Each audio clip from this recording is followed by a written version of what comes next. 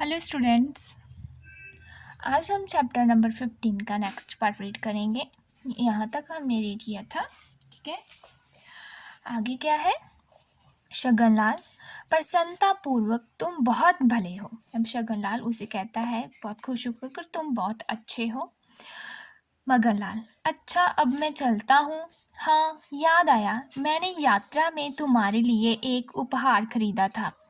मेरे साथ ज़रा अपने बेटे को भेज दो, मैं वह उपहार उसके साथ भेज दूंगा। अब मगनलाल उससे कहता है कि ठीक है, चलो मैं अब चलता हूँ।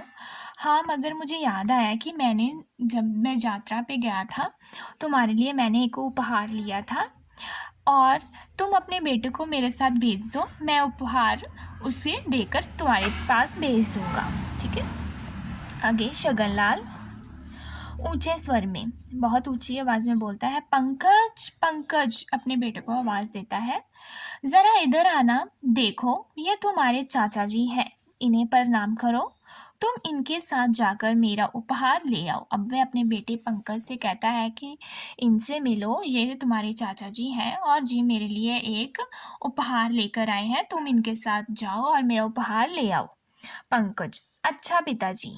मगनलाल पंकज को लेकर घर पहुंचा और उसे तहखाने में छिपा दिया। बाहर से ताला भी लगा दिया। शाम तक जब पंकज घर नहीं लौटा तो उसके पिता मगनलाल के घर आए। अब पंकज जब अपने पिता की आज्ञा मानकर मगनलाल के साथ जाता है तो मगनलाल उसे तहखाने में छिपा देता है और बाहर से ताला भी लगा देता है।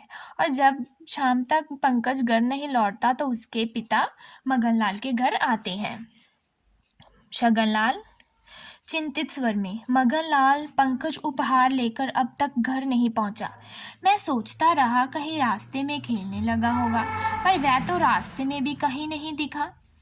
अब शगनलाल बोलता है कि मगन, अभी तक मेरा बेटा उपहार लेकर घर नहीं पहुंचा, क्या बात हो गई? मगनलाल दुखी स्वर में, मित्र, मैं कौन से मुंह से कहूँ, मुझे समझ में नहीं आ रहा। अब मगनलाल कहता है बहुत दुखी होकर कि मैं क्या मुंह लेकर तुम्हें बताऊं, मुझे तो कुछ समझ ही नहीं आ रहा। शगनलाल, पर क्या हुआ, क्या तुम इतने दुखी क्यों हो? अब शगनलाल कहता है कि क्या बात हो गई, इतने दुखी क्यों हो तुम? आगे मगनलाल, क्या बताऊं मित्र, जब हम दोनों मेरे घर की ओर आ रहे थे तो अचानक एक बहुत बड़ा बाज पंख फड़फड़ाता हुआ नीचे आया और एक ही झटके में पंकज को उठाकर ले भागा। मुझे इस बात का अफसोस है कि मैं उसे बचाने के लिए कुछ भी नहीं कर सका।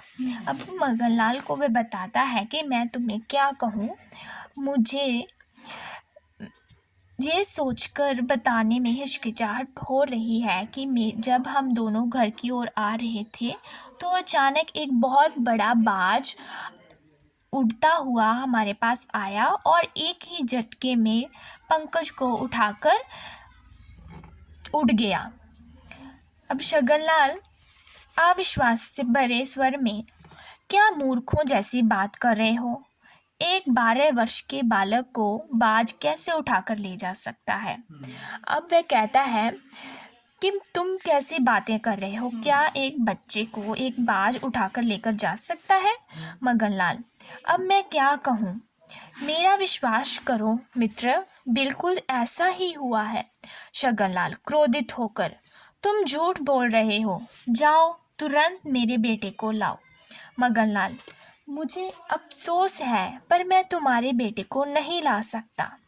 शगनलाल, मैं तुम्हें घसीटकर न्यायालय ले जाऊंगा। मगनलाल, ठीक है, न्यायाधीश को ही इसका फैसला करने दो। अब शगनलाल कहता है कि तुम झूठ बोल रहे हो, मेरे बेटे को जल्दी मेरे पास लाओ, अगर ऐसा नहीं हुआ तो मैं तुम्हें घसीटकर न्यायालय ले जाऊंगा और वहाँ पर न्यायाधीश ही इसका फैसला करेंगे, ठीक है।